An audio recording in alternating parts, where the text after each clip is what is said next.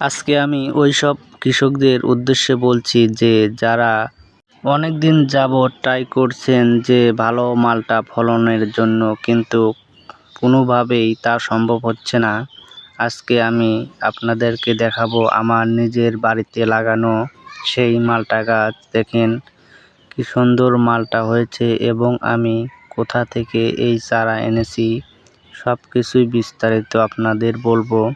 তো আপনারা ভিডিওটি না টেনে মনোযোগ সহকারে দেখুন এবং নিজের বাড়িতে লাগানো গাছের মালটা খান।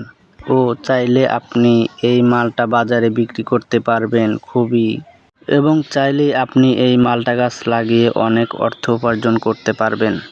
তো আমি এই মালটা গাছ কিভাবে লাগিয়েছি সেসব কিছু আপনাদেরকে বিস্তারিত বলবো। তার আগে আপনাদেরকে আমি দেখাই যে এই গাছটিতে কি রকম মালটা এসেছে। তো আপনারা নিজেই দেখুন, দেখতেইছেন যে কি পরিমাণ এই গাছে মালটা এসেছে। আলহামদুলিল্লাহ, আপনাদের দোয়ায় এবারের ফলনটা খুবই ভালো হয়েছে।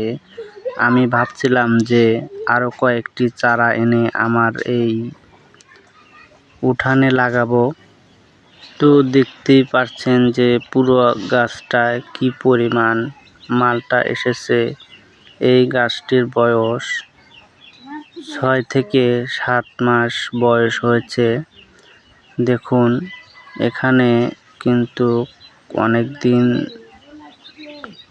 পরিমাণ মতো পানি দিয়েছি এবং সব কিছু দিয়েছি। দেখুন গাছটি কিন্তু বেশি মোটা এবং বড় হয়নি, মাত্র 6-7 মাস বয়স হয়েছে। তো মাত্র 6-7 মাসের বয়সেই কিন্তু আলহামদুলিল্লাহ খুবই ভালো মালটা ধরেছে। তো আপনারা চাইলে এটি ক্রয় করে এই মালটা গাছ লাগাবেন এবং ভালো পরিমাণের ফলন দেবে যদি আমার বলা অনুযায়ী আপনি এই মালটা গাছ লাগান। তো আপনারা যারা এই মালটা গাছ কিনতে চান অবশ্যই কমেন্ট করে জানাবেন এবং আপনি যদি এর আগেও মালটা গাছ লাগিয়ে থাকেন তাহলে অবশ্যই জানাবেন যে সেই মালটা গাছে কীরকম ফলন হয়েছে।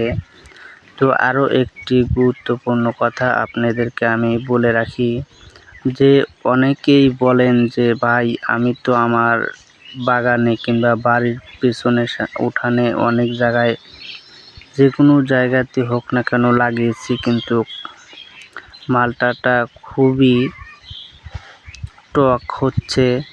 তো আপনারা এই মালটা টক থেকে মিষ্টি করতে পারবেন কিভাবে, যে আপনারা এই মালটার গোড়ায় প্রথমে 4 আঙ্গুল পরিমাণ খুঁড়ে নেবেন এবং কিছু রাবিশের সাথে চিনি মিশিয়ে এই মালটার গোড়ায় দিয়ে দিবেন। দেখবেন যে মালটা মিষ্টি ও রসালো হবে।